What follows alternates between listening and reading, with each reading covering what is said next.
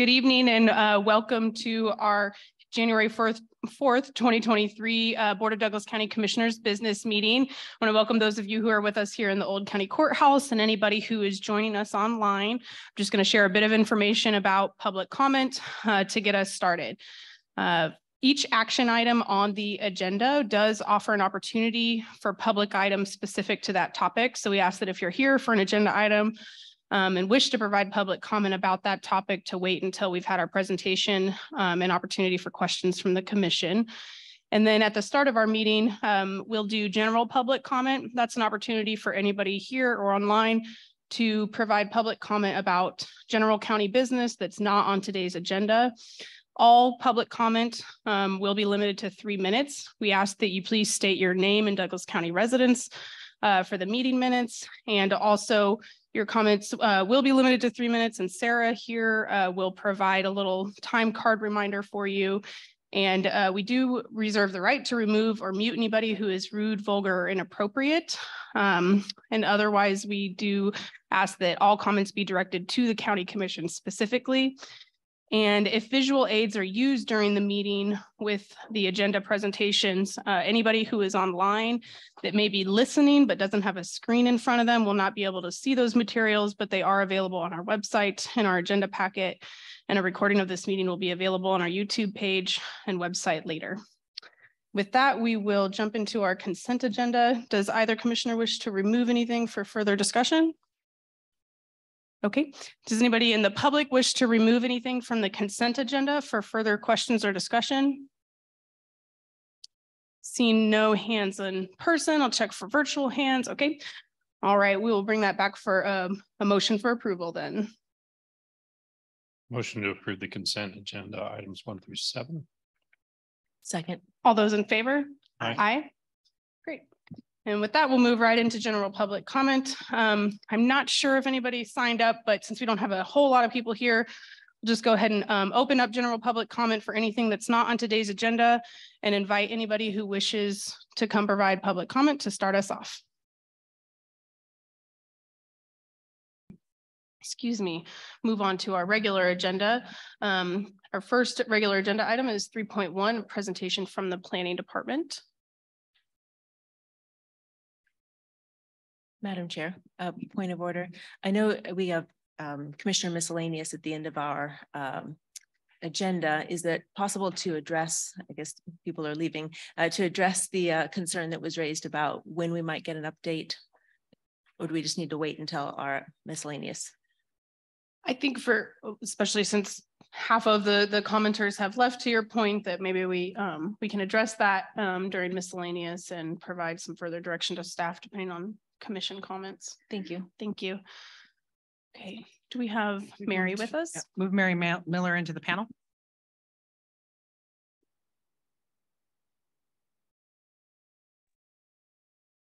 Good evening, commissioners. Mary Miller, City County Planner, and I believe 3.1 is the rezoning of the property on 902 Road. Is that correct?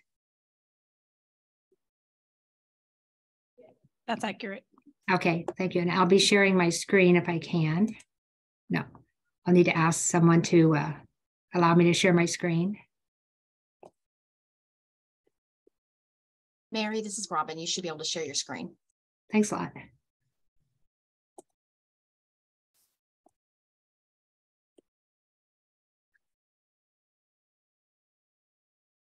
So this item is a rezoning request for approximately 11.5 acres just northwest of the city of Lawrence. It's in the 1700 block of East 902 Road. And the request is to rezone from CP, or clustered preservation, to LI, light industrial. As I mentioned, the property is just northwest of the city of Lawrence. This is Rock Chalk Park. It is not contiguous to city limits, but it is within Tier 2 of the Lawrence Urban Growth Area, and a portion of the property is adjacent to K10 right-of-way.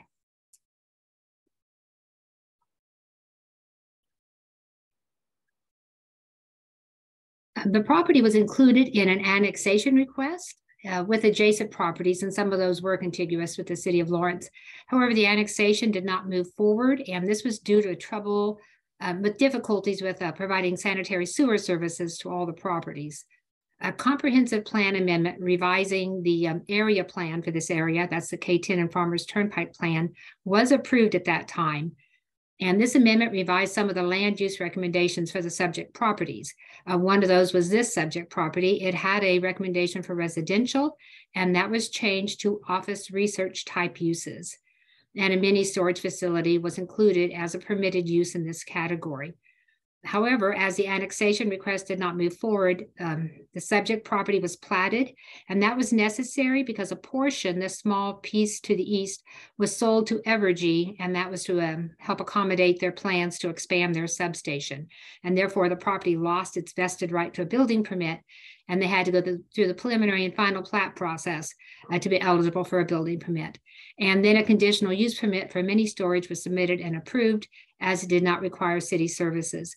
And you may recall earlier this year that CUP was rescinded due to a lack of progress.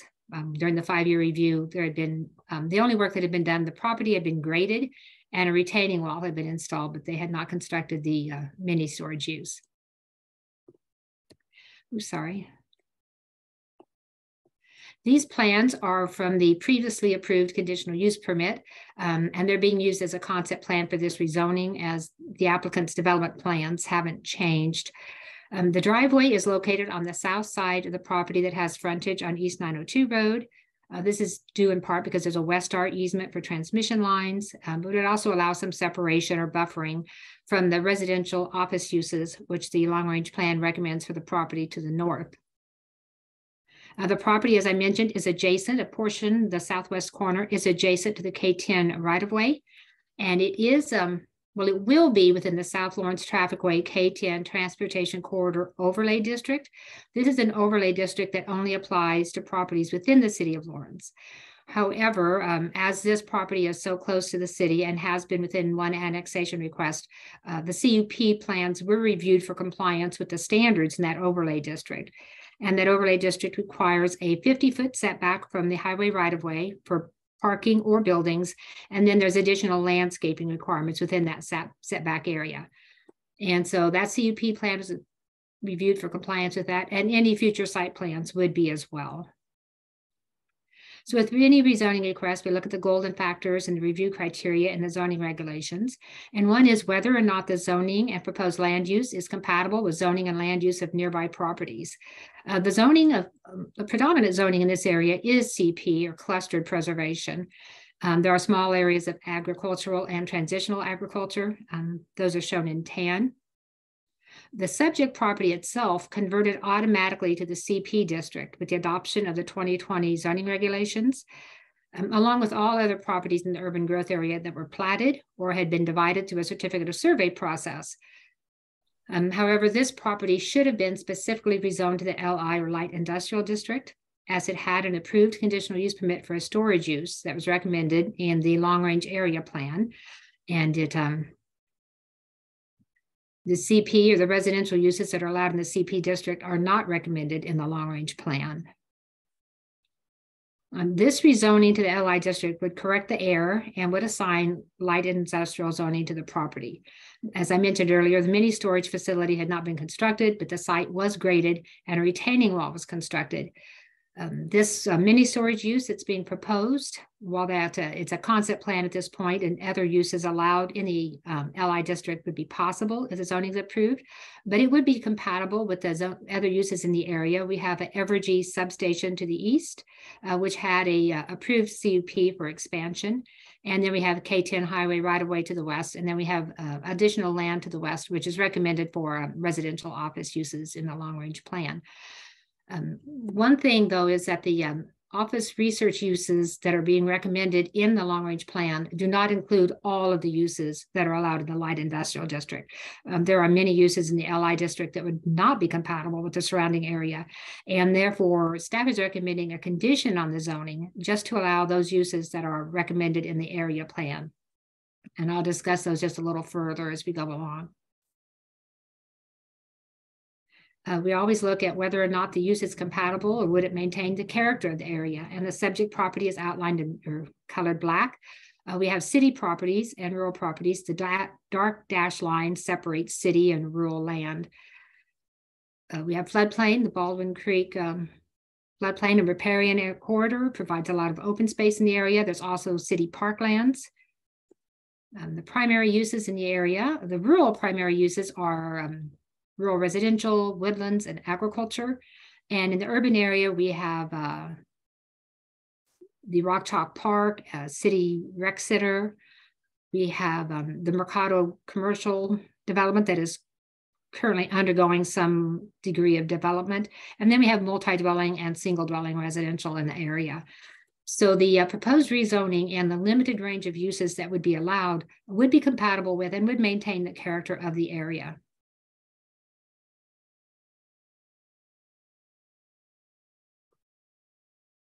Other review factors that we look at is the conformance with the comprehensive plan. The comprehensive plan provides locational criteria for industrial properties. You know, they need to be out of the floodplain, they need to be level. And this proposal, as noted in the staff report, meets the locational criteria. However, the comprehensive plan also recommends that high quality soils, and those are class 1 and 2 soils, be protected. And the Department of Agriculture Web Soil Survey shows class 2 soils on about half of the subject property. However, as the property is currently zoned for residential uses, and it was graded with a formally approved conditional use permit for mini storage, and it is recommended in the long-range plan for the area for office and research uses, the preservation of class 2 soils may be less important in this location than in other rural areas. And in addition, that grading may have removed some of the qualities of class 2 soils. So the proposed rezoning is in compliance with the recommendations in the comprehensive plan for industrial sites with that exception. It is compliant with the recommendations in the area plan. The use is recommended in the area plan as part of the office research uses, and it is a permitted use in the industrial district.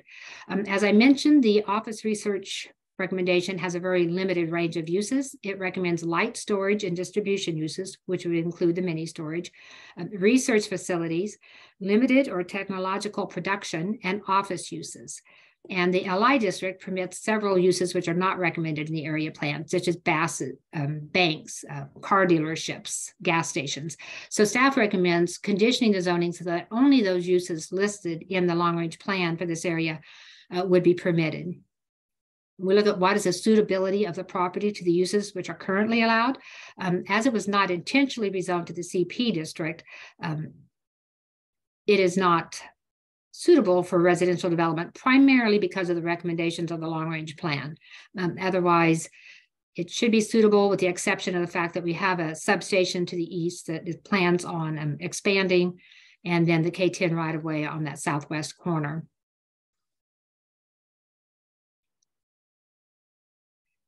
However, for those reasons, it would be suitable for the proposed uses in the office research district and the mini storage that's being proposed. The property has never been developed. It's always been vacant. It has been graded, and there is a retaining wall that was installed with the 2017 CUP. What would be the detrimental impacts of the rezoning? Due to the fact that there be a very limited range of uses that would be permitted, no detrimental impacts are anticipated, and therefore there'd be no gain to the public from the denial of the request. And then finally, we look at what would be the impact on environmentally sensitive lands.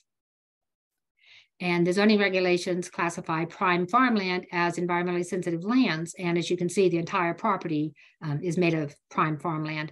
The CUP for the mini storage was approved before that became a requirement in the zoning regulations. So prime farmland was not reviewed at the time. However, the property was graded and a retention wall was installed following the approval of the conditional use permit. Therefore, the features that contributed to the classification of prime farmland may have been altered. And the Web Soil Survey is not revised with individual developments. So it remains on the survey just as the K10 highway remains shown as prime farmland. So the rezoning and development may utilize prime farmland. However, prime farmland may already have been, I don't know what the word is, but converted to no longer prime farmland due to the grading activity. So at their December 19th, 2022 meeting, the Planning Commission voted unanimously to forward this rezoning to you with a recommendation for approval, subject to the condition I mentioned that principal uses shall be compliant with the future land use recommendations in the K-10 Highway and Farmers Turnpike Plan as amended. And there is a resolution in your packet today as well. So if the rezoning is approved, you'd be adopting that as well. That concludes my presentation, but I do believe the applicant is present via Zoom today. Thank you, Mary. If the applicant is present and would like to provide any comments or additional information, is the applicant here in person? Okay. Is the applicant online? And if so, can you raise your hand? Yeah, I'll get him over. Thanks, Sarah.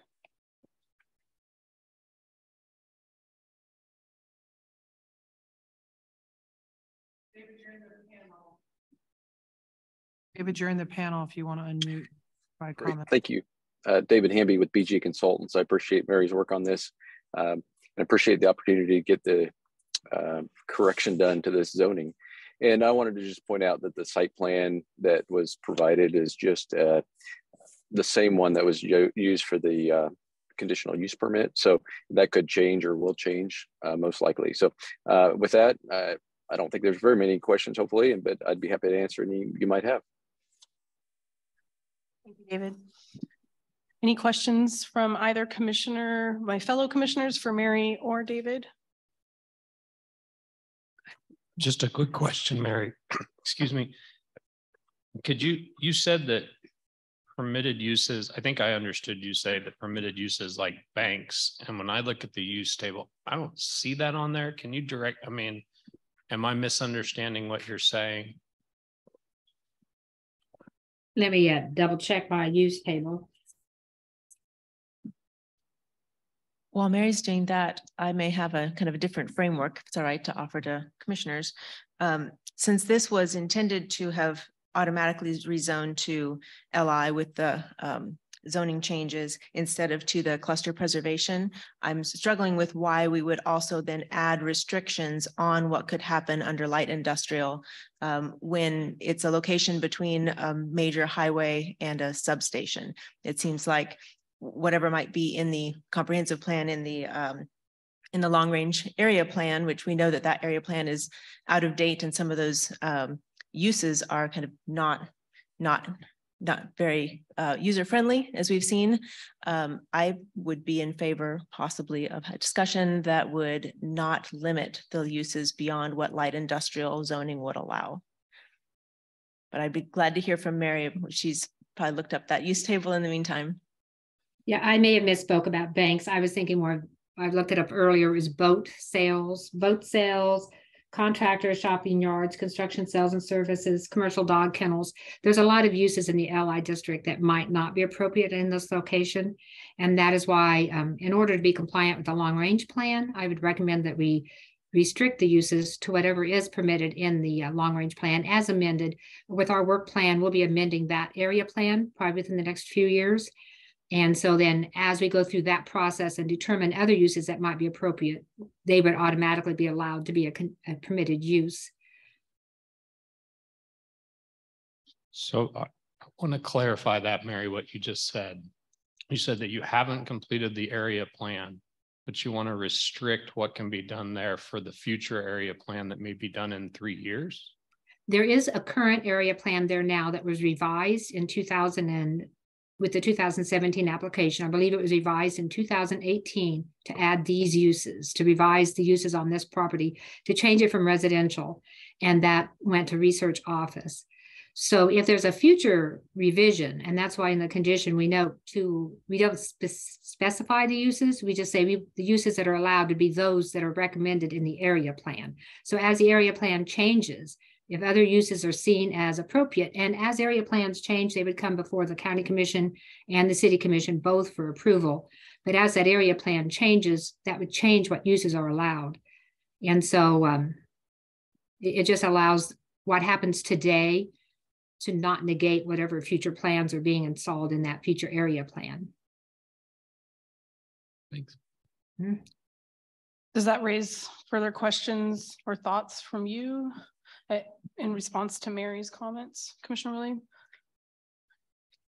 I always have a fondness for industrial zoning because it's so hard to come by. This is a good location for it. It almost happened automatically. So I'm still struggling to see why we would restrict it beyond what would be allowed within light industrial, just because within the area plan, this particular lot and location is pretty well suited for industrial uses in general. So I hate putting restrictions on a piece of property that don't need to be there. And it seems like it's cleaner if we were just to make it a zoning change and to light industrial and not have any other strings attached. And part of zoning is to give landowners and future landowners an understanding of what can happen on that property. And this seems to leave too much gray area open for me. I wonder, Mary, are there other examples of, I'm trying to think back on the last 2 years of my tenure, examples of a rezone after those updated codes that had any sort of restrictions in order to align with the area plan? I guess I'm curious if you can recall something similar happening and if it's maybe coming up with some frequency, the sort of contradiction of allowances in an area plan versus county zoning.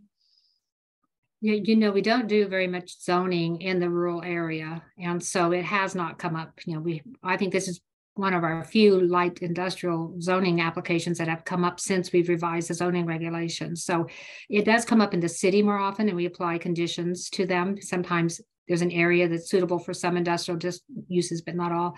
But this would not have automatically converted to the industrial district. And we had some parameters set so that when the zoning regulations were adopted, if you were platted or divided by a certificate of survey and had A zoning, you would automatically convert to CP, which we had assumed that would just take everyone. We had assumed everything had been platted or divided for residential development. In this case, we were wrong. And at that time, we should have initiated a zoning and taken that forward. It wouldn't have been an automatic conversion because, you know, as you look in the zoning regulations, we show what every district converted to. So this would have had to have been a specific rezoning.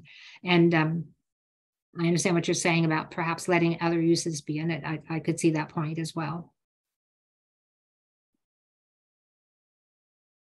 Well, any other questions from commissioners at this time before we hear some public comment and continue conversation?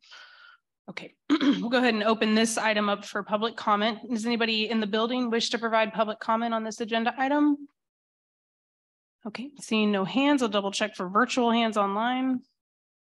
Robin and Carrie, I'm going to need you to help me up and see if there are anyone that needs, I had to do an update on my computer. So is there anyone with raised hands and can you move them into the panel? Sarah, this is Robin. I do not see anyone. Thank you, Robin. Thank you. Okay, well, we'll close public comment then and bring this back for further discussion.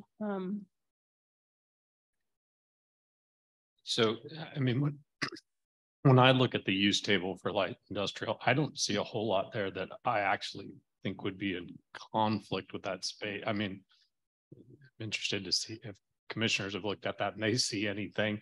And those that I do, I can't see it being under the substation, you know, or right next to the substation. I mean, but most of those, you know, maybe dog kennels, but, you know, I actually don't know that that's a bad space for that. I take rezoning very seriously because it rides with the land from then on out. And so I understand what Mary's saying, but I also appreciate that, you know, for those who may be purchasing the property or if the property goes up for sale, they're going to want to know how they use it and not be contingent on a future area plan. That feels a little, I think Commissioner Willie said, a gray area that I'm not totally comfortable with. I agree. I think if we were just strictly looking at a rezoning to light industrial, I would be favorable to that and not have any issues. I don't see anything in the use table that gives me pause for that particular location. So I'm very comfortable not having any additional restrictions put on it if other commissioners are okay with that. Yeah, I appreciate both of you thinking about that and bringing up the issue and a quick review of that table again. I don't agree that there's nothing that stands out. So, you know, if there were, I guess, a more meaningful explanation of what was restricted in the area plan as of now, which, as we've heard, will be updated in due time, or could be updated, that it doesn't seem like there's anything glaring. So I'm generally in favor of keeping things simpler and uncomplicating them. Mary, this is Commissioner Kelly. I mean, maybe there's something we're not thinking about, and I just want to give you a chance to respond to that. If there's a use in there that really drew concern, maybe forget the area plan for a minute, but this is a very specific piece of property that I think I have seen between Planning Commission and here about 8 times. So, is there something on that use table that you're really concerned about? No, it was, I don't have any concerns specifically. It was more of a matter of, we have to look at the review criteria, and one is, does it comply with the area plan?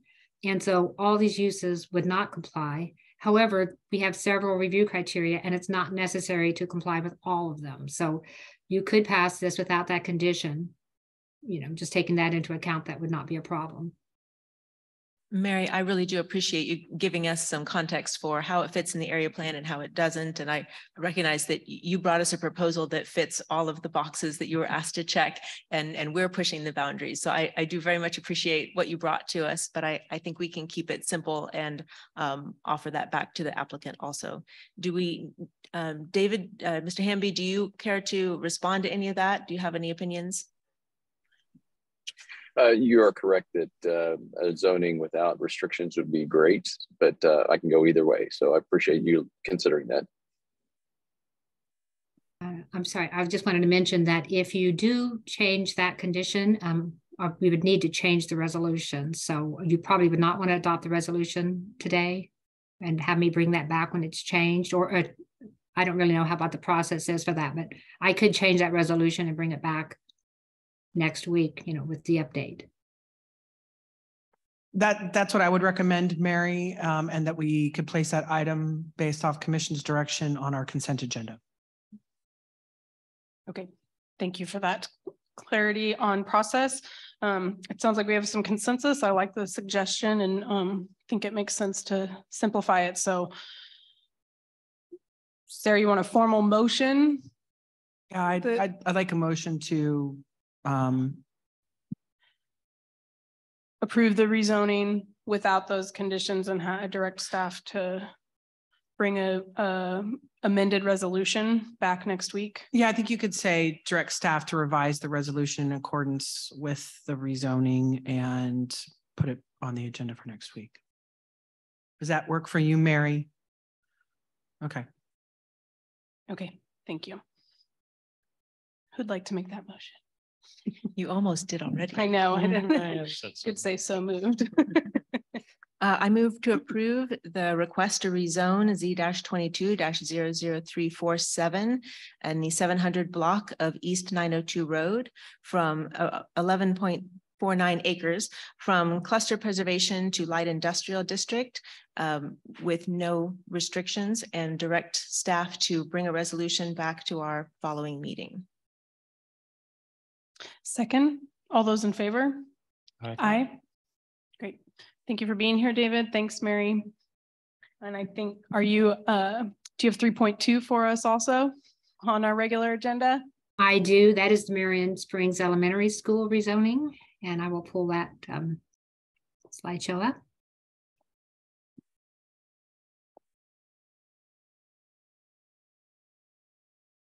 Yeah, and I think some of you may have been involved with the conditional use permit that was granted a few years ago for this property at 316 East 900 Road. It's the former Marion Springs Elementary School. It had a CUP for an event center, and today they're requesting rezoning from the Transitional Agricultural District to General Business. The property is located in the northeast corner of the intersection of North 300 Road, US Highway 56, and East 900 Road, which is also a county route. The city of Baldwin City is directly to the east, but the property lies outside the 3-mile planning radius. You can see that in blue. And Franklin County is about 3 miles to the south. The property was developed in 1957 with the elementary school. And as I mentioned, it had a CUP for event center, and the property owners also resided in the building. That was in 2018. They no longer plan to conduct events or live in this location. And so the applicant is proposing to repurpose the building with a mixture of office and small scale manufacturing uses. So if you can see the floor plan on the right side, the large area, which is the white roofed area here, is currently, it was a gymnasium. This would be converted into a machine shop or perhaps 2 machine shops. It's a pretty large area. And then the offices, they plan to convert those into incubator offices to provide space. As they mentioned at the Planning Commission office, they operate out of Baldwin City, and there isn't a lot of space for these kind of businesses. And so that's why they're proposing that.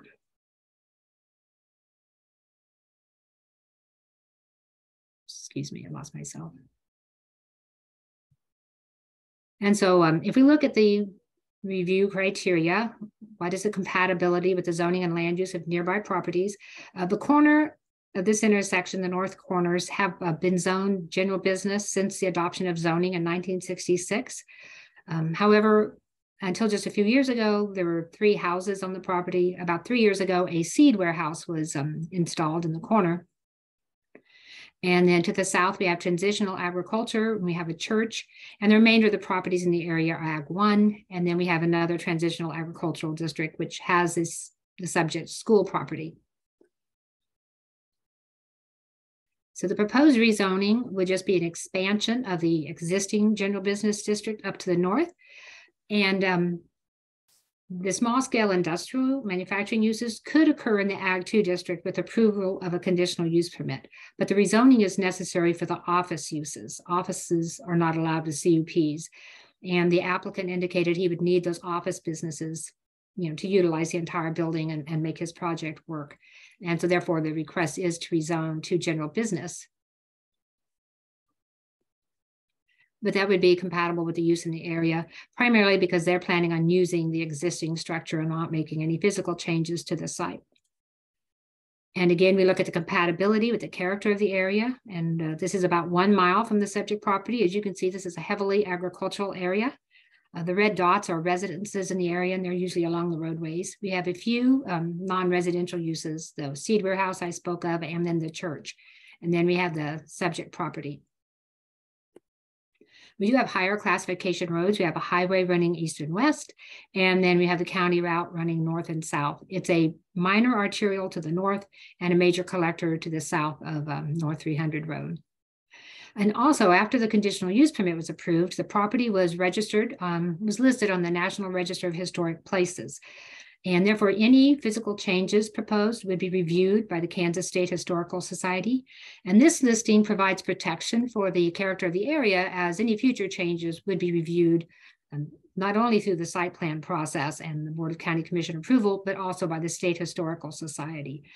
And so the proposed rezoning and uses would maintain the character of the area, or would be compatible with the character of the area. As far as conformance with the recommendations in the comprehensive plan, the first 2 action steps listed here are from the commercial section, section 3 of Plan 2040.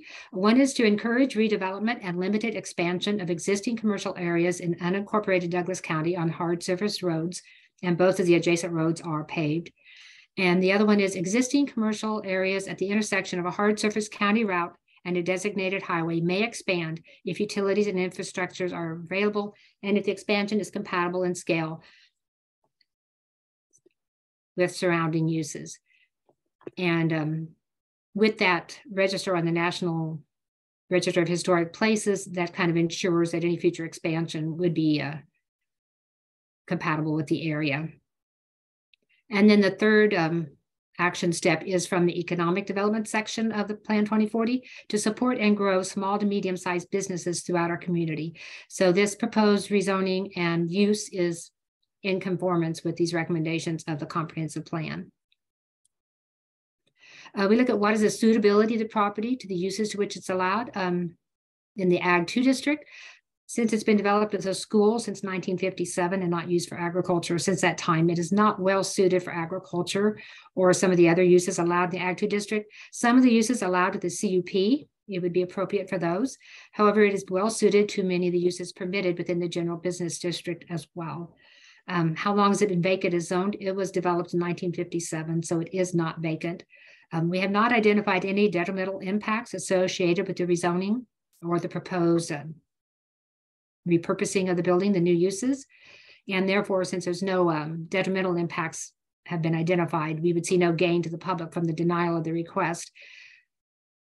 And with the change of use, there will be site planning involved, and the site planning will look at things such as exterior lighting. No exterior storage is being proposed, but if they did propose some, we would look at that with the site plan process. So any negative impacts would be evaluated and minimized through the site plan review process. And then impact on environmentally sensitive land. The property does contain prime farmland, which is an environmentally sensitive land listed in the zoning regulations. It's intended to be protected so that high quality agricultural land or potentially productive agricultural land can be maintained. However, as this property has been developed and not used for agriculture since 1957, the preservation of prime farmland would not serve its intended purpose.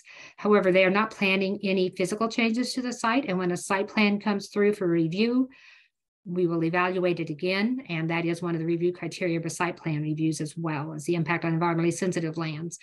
So this rezoning and this use proposal should not have an impact on it. The Planning Commission voted unanimously at their December 19th meeting to forward this to the County Commission with a recommendation for approval. And so that concludes my presentation, and I believe the applicant is present today. I think he's in person, and I'll be happy to answer questions if you have any for me. Thank you, Mary. Is the applicant here for this agenda item? Would you like to come up and provide any additional comments or information? It's up to you. We'll certainly might have questions for you, but in case you have anything else to say. Oh, no need to. That's okay. You don't have to sign up on that. Thank you. By myself. That's great. I'm Greg Rader, Baldwin City. Will you speak right into that microphone just for the record? Thank you.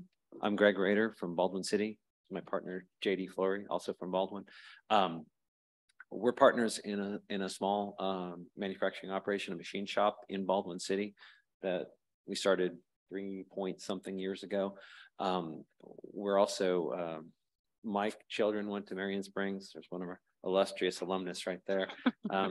JD, all 3 of his brothers went to Marion Springs, all 7 years. His father went to Marion Springs. We have a really strong affection for the school. And like lots of people that live around Baldwin, when you drive up and down 56, you always say, man, I wish I'd bought Marion Springs. We just have a lot of affection for it, and a lot of sentiment for it. And we've outgrown our machine shop operation, badly outgrown it, to the point where our business is being stunted by an inability to add more machines and more space.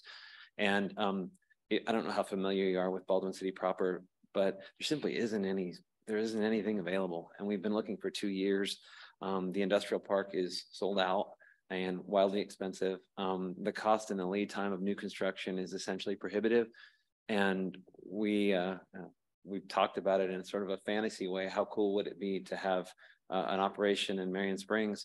So one day we just said, we'll go ask them. And the current owners have lovingly, you can't say that they've restored it, because they've just kept it, the way it was when it closed, when my kids left, when we fought, anyone's local, we fought to keep it open for about 6 years, but it just couldn't last that in Vinland. And the more we thought about it, you could never begin to build a structure of that quality, brick construction, for a fraction of whatever you had to pay for it. The gymnasium is ideal for our application. It's about 7,000 square feet. That said, we don't actually need the additional 7,200 square feet of classroom spaces, but they are immaculate. All the roof's new, the HVACs are all new. And the more we started talking to our banker about this, who's Dave Hill, who's a very big booster of Baldwin City business, he talks to people weekly who are looking for space in Baldwin, and it just doesn't exist. I can tell you from experience. So our notion, we had a lot of ideas about what to do with the classroom space, but it's a little limited.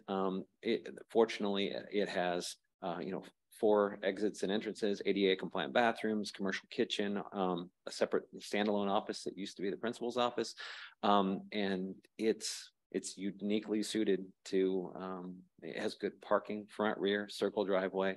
It's uniquely suited to office space, 8 classrooms at 900 square feet apiece.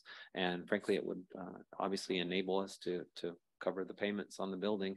But I can say, I mean, we have a lot of sentimentality, very nostalgic about the place. But I mean, if you went to an elementary school in the Midwest at public school in the 60s or 70s, or you went to Marion Springs, I mean, it's a classic mid-century modern. I don't know if you're really into this, but it's designed by a famous architect named Radatinsky, who designed all those American schools. And we don't have any real, we do not anticipate, we want to leave it the way it is now. We want to, we're looking to preserve that character and have it look like a grade school for a long, long time. But it's uniquely suited. It's perfect for our application. It's blacktop.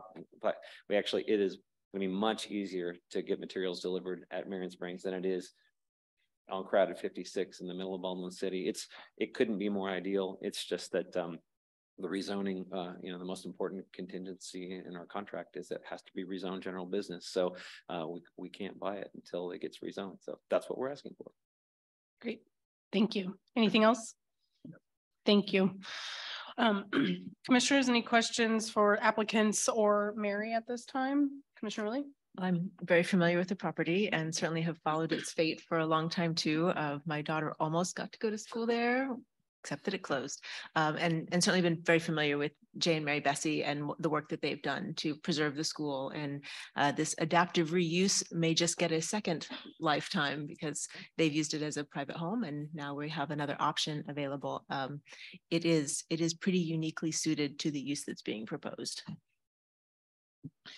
I'm excited about this application. I think it's a cool idea. I have just a question for Mary about, and it's one of those things where I'm trying to rack my brain in recent years, at least, of other general business rezones or any zoning where there's multiple businesses using the same site. It seems generally the applicant is the one and only business operator. So I'm curious about what those other businesses that will come in and use the site, what their process might look like with staff, or if there is a process after this rezoning piece.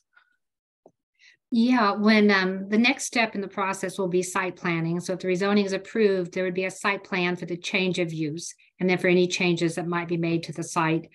And so it would come to you with small scale industrial uses and office uses. So those would be the permitted uses. Later on down the road, if something else were being proposed, some retail use or something in one of the office spaces, that would require a revision to the site plan. And it's a pretty moderate or minor change. If you're just changing a use, it's sometimes that can be done administratively if you're going less intense. If it's more intense, we typically bring it back to the commission. And so a lot of times you don't have to actually revise the site plan drawing, you just add notes, changing the uses. If someone wanted to add a building or a structure, it'd have to go through more of a process because that would be site plan review to the county commission and then also that state historical society review as well. Sure. Okay, that makes sense to me. I guess I just want to clarify the site plan that would come back to us for the machine operation, that light industrial use, as well as office space, assuming that gets approved according to plan, then when the applicants start leasing to businesses for the use of that office space, is there any sort of communication to staff or information about what those businesses are, to ensure that they are within the permitted uses of general business? No, basically, the use can be office. If we get reports that there's other uses in there, zoning and code staff would go investigate. We don't usually have too much difficulty with people switching the uses up, without going through the site plan process, but okay. Thank you. That helps clarify just process, because it's a little bit unique in that there's multiple businesses that will be operating on one site if all goes according to plan. So Any questions for Mary from commissioners? Okay. I don't have any questions, further questions, so we'll go ahead and open this up for public comment. Is there anybody here who wishes to provide public comment on this item? Please come forward. And as a reminder, please state your name and residence for the meeting minutes. Thank you.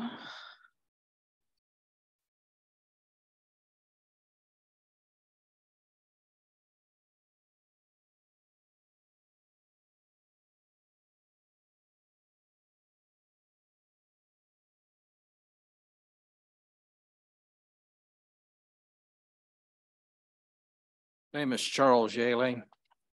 My wife and I, Janet, we own the property directly adjacent to it on the north and east. And just a little bit of history, because I don't think there's anybody in this room knows. I grew up on that corner down there. My dad had a filling station and a garage. There's always been business there on that corner. That was in 1955. Across the road used to be a gas station with the old hand pumps that went to glass. There was a hat shop there. So it's always been business. This is the worst thing that could happen is if this site would sit empty, it would become a blight. We won't even notice them boys working down there. I'm very much want to see these guys succeed. Please don't drop a bunch of restrictions on them. They're not asking for TIF money. They're not asking for rebates on sales tax. I think all they want from you guys is a yes. And I hope you guys can see that, because we need that in the community. We really do. And you're not going to have any complaint out of me and my wife, I guarantee you. So anyway, thank you. Thank you for your comments. Does anybody else here wish to provide public comment on this item? Okay, seeing no hands in person, I'll double check for virtual hands. Sarah, okay, close public comment and bring this back for further discussion.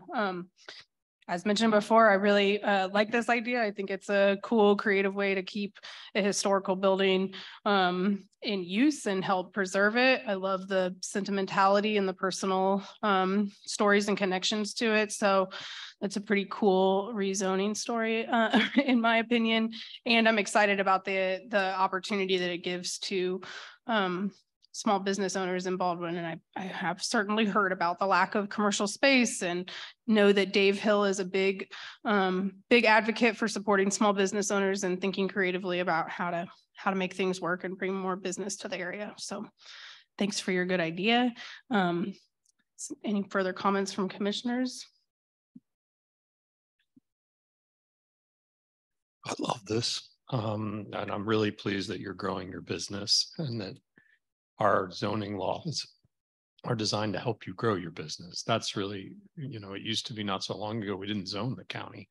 And this allows us to sort of make sure that the uses, and it's great that the neighbors, thanks for coming and supporting this request, but this sort of makes sure that as we look down the line, there's no conflicts there, you know, and we understand what the use is and how it's going to be used.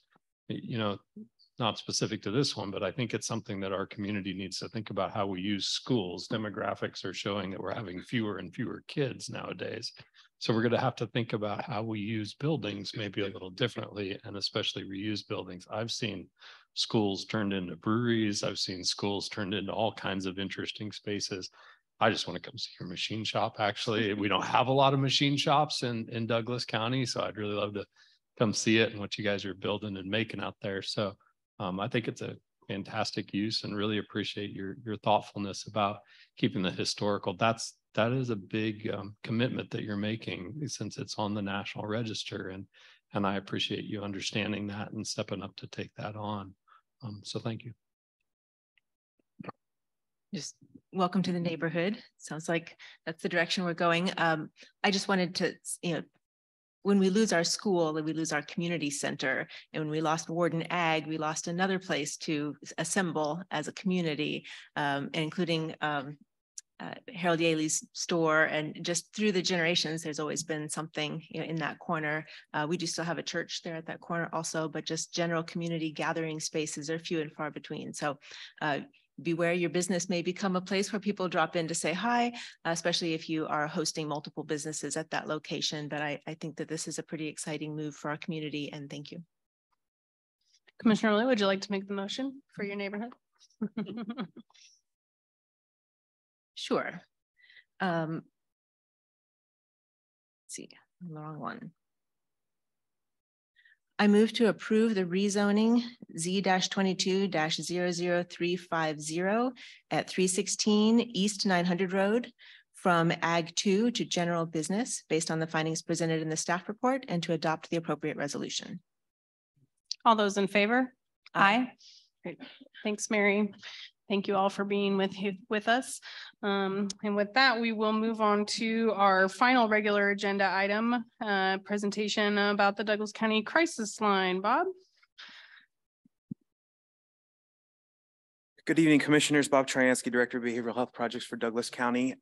This evening, we have invited the team from KSPHQ, Kansas Suicide Prevention Headquarters, to talk to you about the evolving plan and the evolving structure of the Douglas County Crisis Line. Commissioners will remember in April of 2022, the county approved funding to support the launch of the Douglas County Crisis Line linked to 988. At the time, there were questions because the relationship between state funds that would be available for the crisis line and local funds that were needed to bring the crisis line online so that it would be ready in July with the launch of 988. There were some unknowns. We have more knowns and clarity with respect to what KDADS in the state is providing to support the crisis line. And so KSPHQ would like to share some of the changes and some of the restructuring that they've done with their budget as we finalize the agreement for the 2023 agreement for the crisis line. So Steve DeVore, Executive Director, CEO of KSPHQ, is here along with Monica Kurse, Vice President of Prevention and Policy. Thank you.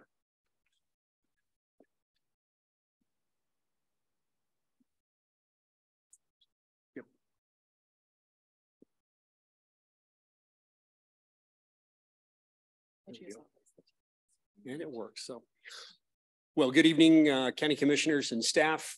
Happy New Year. I appreciate the opportunity to be here. And as Bob had mentioned, we want to be able to share with you all kind of an update and some of our successes and some of the adjustments that we've had to make over the past couple of years, as we have been working on this project. I kind of want to start with a very, very brief background for those of you that weren't on the commission when we started talking about this. Clear back in 2019, KSPHQ was invited to have conversations with the county about what does a crisis line going to look like. And at that time, 988, as we know it now, was just kind of an idea. So we didn't know what that was going to look like. We didn't know what the funding structure was going to be. We didn't know how that was going to impact things that were taking place in Kansas. So as we move forward throughout 2020, 2021, we really started taking a deeper look into how can we stand up a crisis line? What is that going to look like in Douglas County? Again, at the time, we were kind of looking at what were the existing resources that we had as an organization, what were the existing resources that we could be able to request from the county. And so at that time, we put together a staffing model that we felt was going to be the best use of our own resources and those from the county to be able to stand up this crisis line. Throughout the end of 2020 and 2021, the 988 began getting some traction at a federal level. They'd come out with the idea of what it was going to be. They came out with the name, and then they went so far as to federally mandate that said, hey, this is going to happen, which was exciting news. But at that time, we weren't sure what was that going to look like and how are we going to be able to interweave the funding and the programs and the responsibilities between 988 and our local crisis line. And so throughout that whole conversation and throughout the discussion, then we kind of came to quickly realize that there was going to be a lot of relationship building that needed to happen between the services and the requirements of 988 for the county crisis line, for KSPHQ, to ensure that we had a very vibrant mental health resource throughout Douglas County. To remind you all some of the key functions that we have to make sure of our obligation for the county crisis line is that we're open 24 hours a day, 7 days a week, 365 days a year, that we provide highly trained counselors that are supervised by licensed staff.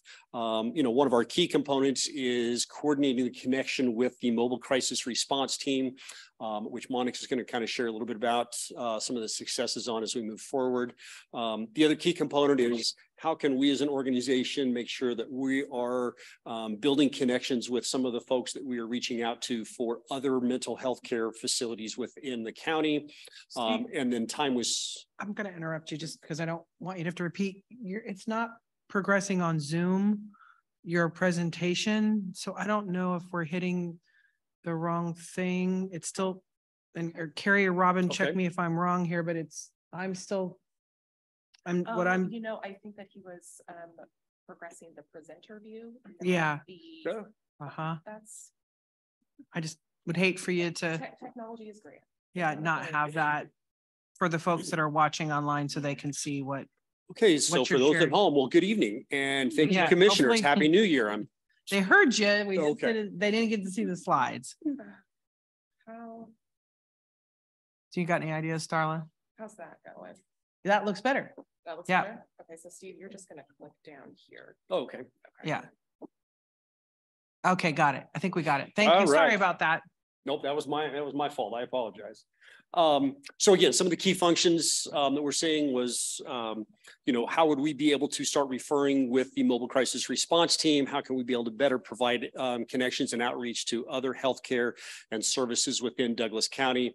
And then how do we continue to build a vibrant interface with 911 services to make sure that throughout mental health distress that we're connecting behavioral health professionals rather than the criminal justice or emergency healthcare systems to be able to help alleviate some of the challenges that they were facing.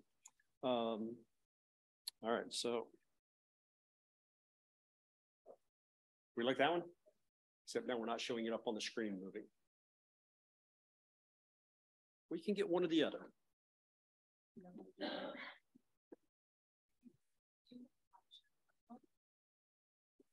It's not, so that's all it was. Yeah. Okay, all right. Okay, that's okay.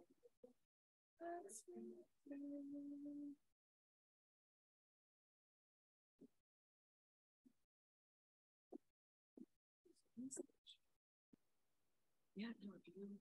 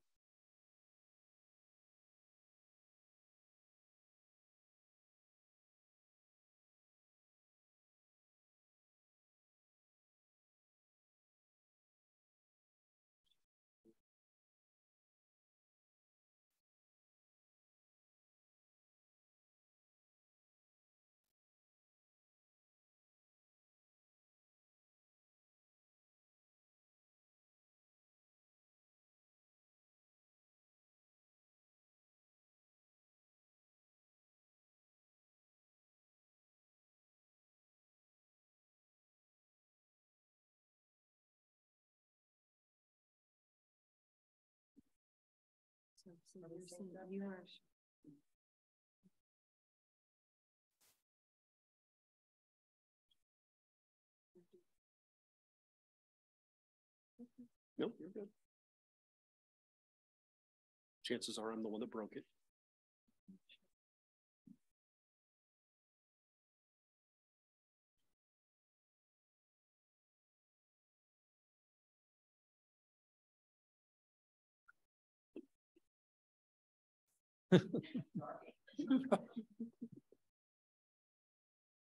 So it's not different. You're not, yeah, 3 different. Okay, yeah, I think it's open too many times. Yeah. So okay.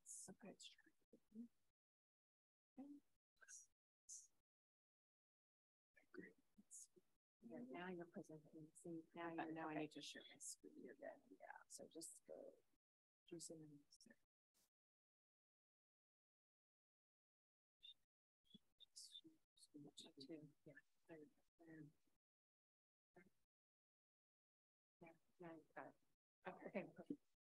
Okay.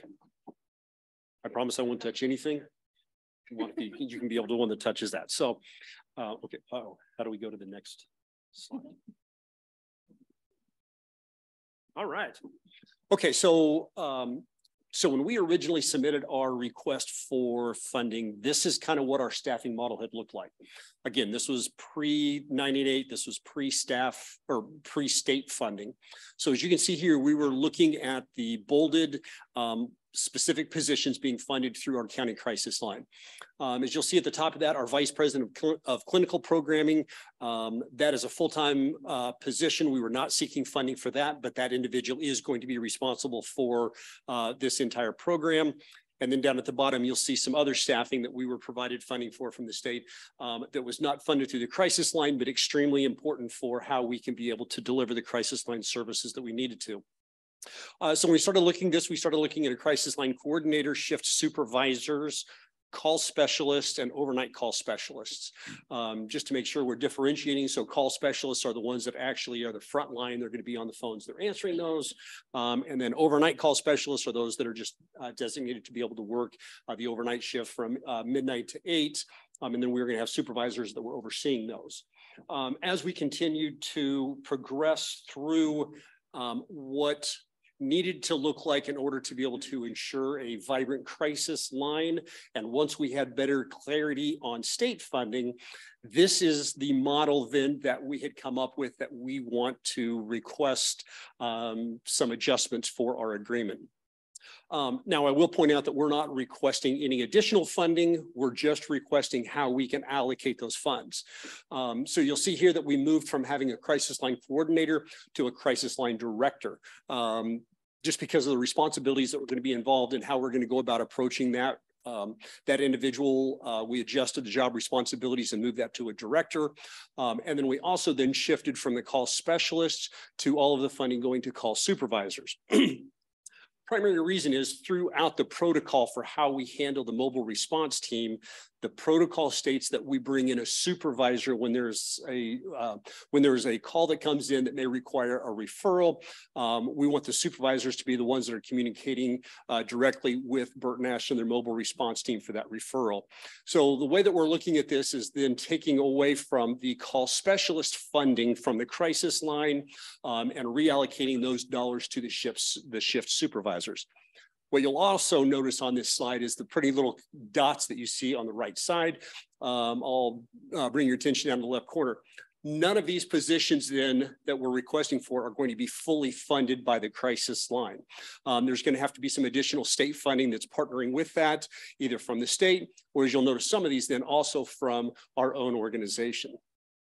This program is important enough and is really at the heart of the mission of what we do, that we want to be able to provide those same funds to be able to help make this program as vibrant and as successful as possible.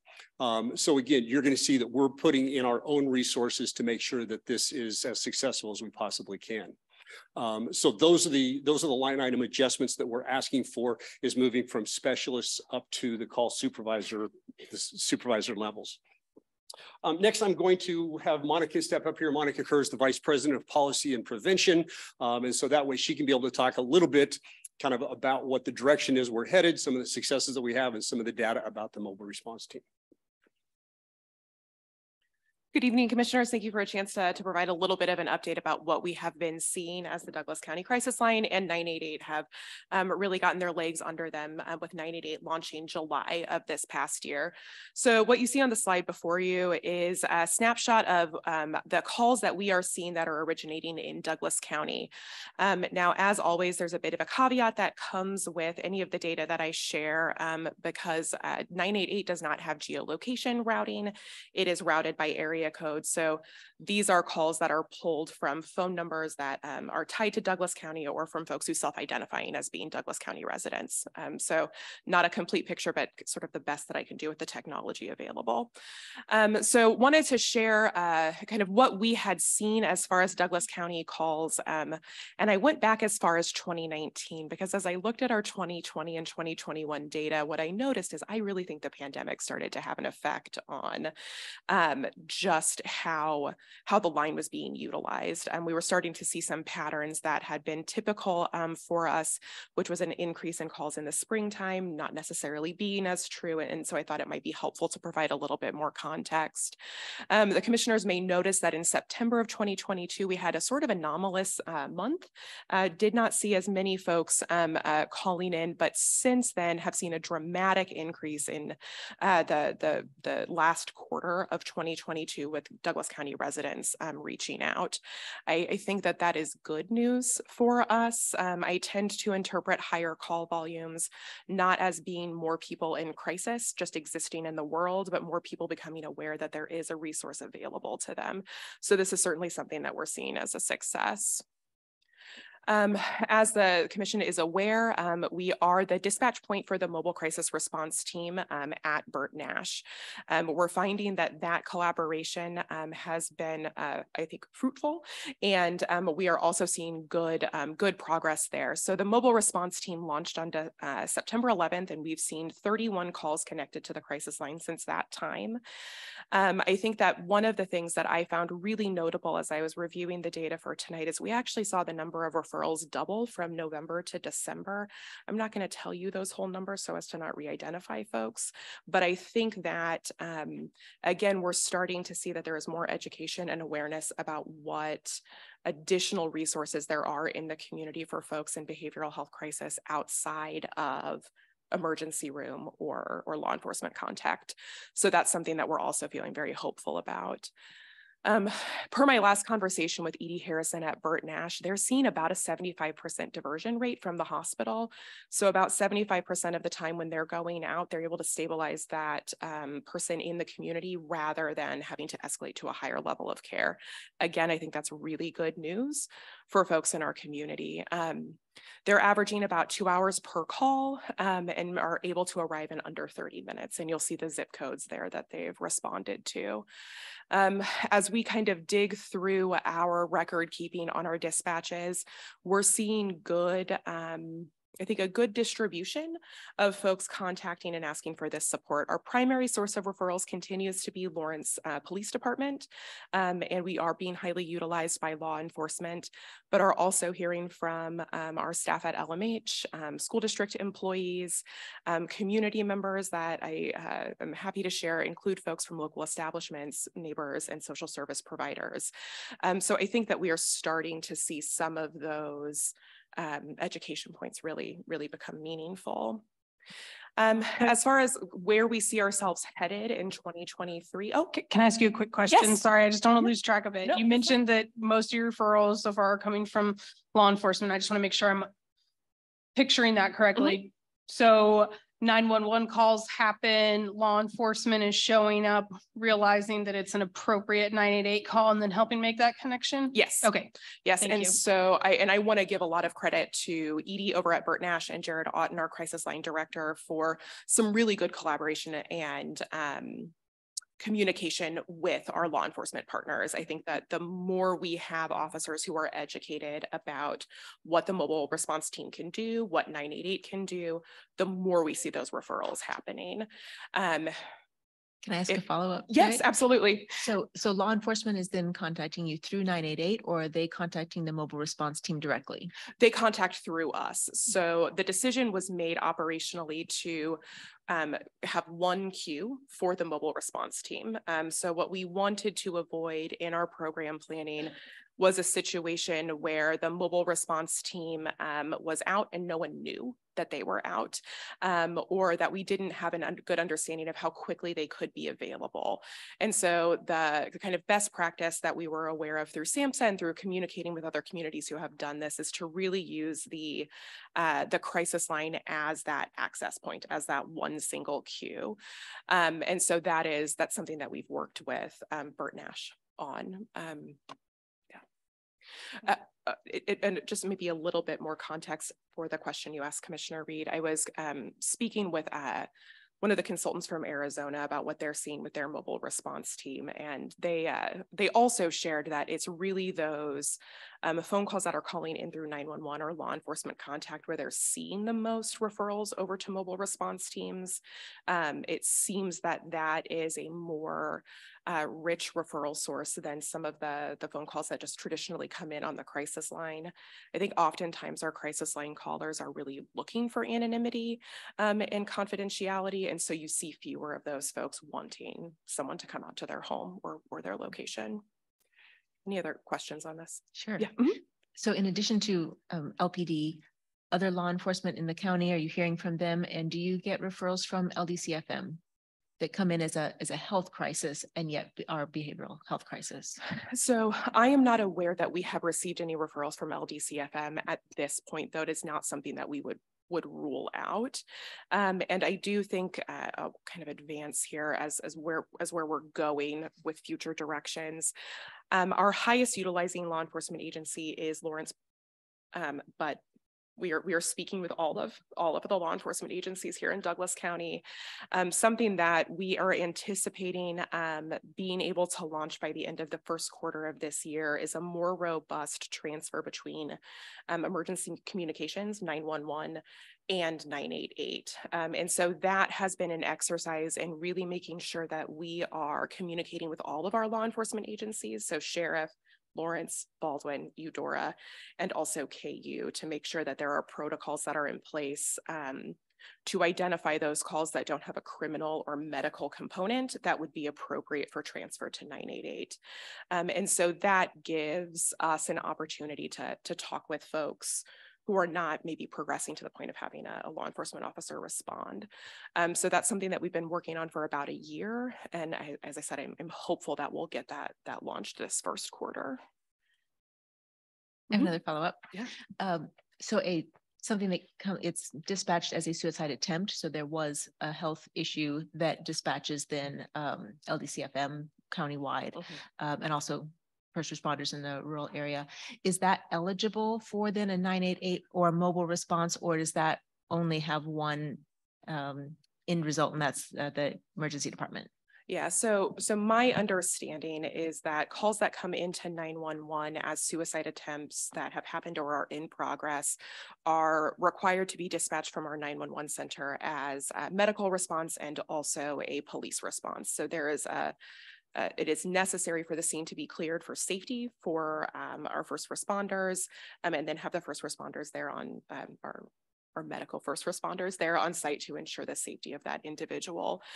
We have not within the protocols talked about sending a mental health professional to those calls as well.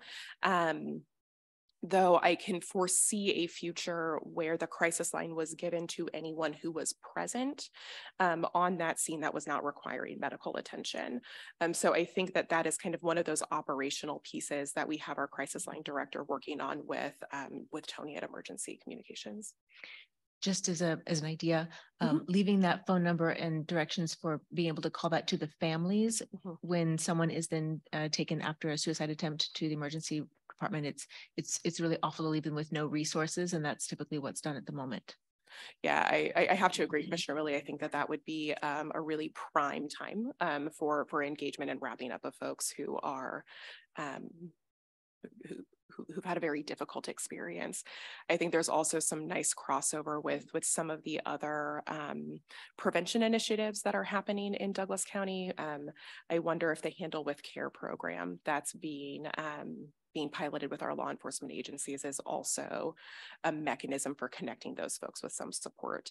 And if you're not familiar with Handle with Care, that's a protocol that directs law enforcement officers, if they have had contact with a household with a K through 12 age student here in Douglas County, to contact the SRO at their school to let them know that this child had some contact that may have been traumatic the evening before, and that student should be handled with care. So really helping to advance that kind of trauma-informed approach to education. And I hadn't planned on talking about that, so now I have to recenter myself on what else I had. Oh, I wanted to point out as far as partner collaboration. So we talked a little bit about 911. One of the other benefits of the mobile response and Douglas County crisis line collaboration has really been some increased coordination with our LMH primary care clinics. So through the Zero Suicide Initiative, we are talking with them about protocols where if there is suicide ideation or crisis identified in a primary healthcare clinic, that the clinic is able to call 988, get some additional help screening that crisis, and then dispatching the mobile response team if necessary. So that's another program that I see continuing to evolve over the next year. And then public education. So I think that as I think about like lessons learned and things that we're trying to improve upon as we go, I think that the public, we cannot neglect helping folks to understand when it would be helpful to call 988. I think that there is a general understanding that if you're thinking about suicide, that you should call headquarters, right? And I think that folks do know that, but I think there's a much broader definition of when the county crisis line can be helpful and when contact with mental health professionals can be helpful. And so thinking about how we are doing that public education is something I want to see more of a focus on in 2023. I'm excited about a collaboration with Coneflower Consulting on some public education forums and events that we're looking at planning for the year. And we have also planned a lunch and learn series specifically for social service workers, helping them to understand how we might be helpful as the Douglas County crisis line. So that's something that that I foresee being an evolving learning over 2023. And so that's really what I have for you as far as updates, and hopefully we'll see each other soon at a work session where we can dive in more deeply. Thank you both. Any questions, any further questions from other commissioners at this time? I just want to quickly say that I appreciate you clarifying. One of my questions was to make sure that 988 was the only entity dispatching mobile response team. And so that sounds like that's the case, and have had some recent communication with Tony Foster at Emergency Communications, just because I was curious about how it's been going. So appreciate another opportunity for update. But part of what he told me that I'm really excited about is that you all have obviously great communication in line, but you have some cross training planned so that there's a real baseline understanding for you all in case their 911 and medical dispatch or law enforcement is needed on a 988 call and vice versa. So just really appreciate how committed to making sure that there's real communication and same pageness and warm handoffs and direct referrals that make it so that residents in the community are not falling through the gaps. So appreciate that attention to detail. Okay, well, without any questions, we'll go ahead and open this up for public comment. Does anybody here wish to provide public comment on this item? Okay, seeing no hands, I'll check for virtual hands. All right, thank you, Sarah. Go ahead and close public comment and bring this back for any further comments or any questions for staff if they exist.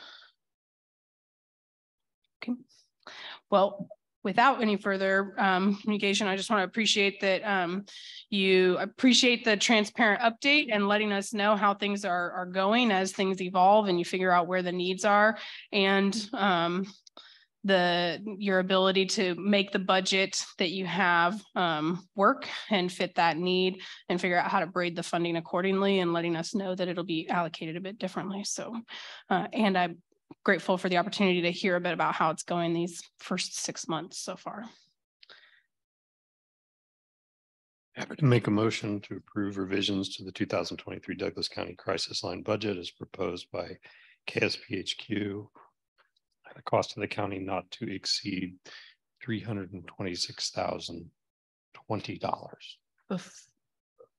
Before we make a second, I just wanted to let the public know that the actual numbers for the budget adjustment is in the public packet. So it's much of that was not presented here tonight, but we have seen it. We've looked over it. It is available to the public for any questions or further study for people. Just other than that, I will second. Great. All those in favor? Aye. Great. Thank you all for being here. That concludes our regular business agenda for the evening. We'll move on to appointments. And I believe we have quite a few appointments. Okay. Today, commissioners. I forwarded one for the Senior Resource Center, Pat Nice. I had an opportunity to speak with Patricia Nice on the phone, and she is ready and willing, and I'm excited to have someone from the Eudora area to serve on our Senior Resource Board. Would you like to make a motion to appoint her formally? I move that we approve Patricia Nice to serve on the Senior Resource Center Board. Second, all those in favor? Aye. Aye.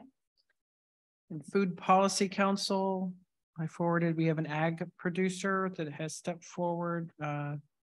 Susie Mooney, the new district manager for the Douglas County Conservation District.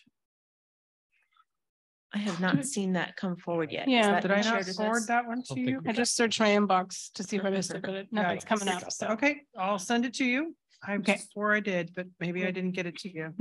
Those are hard spots to fill, and I'm excited to Okay. have somebody, but I'd like to make contact before we appoint them. Okay, and then so Grant Township trustee. Did I send you that one?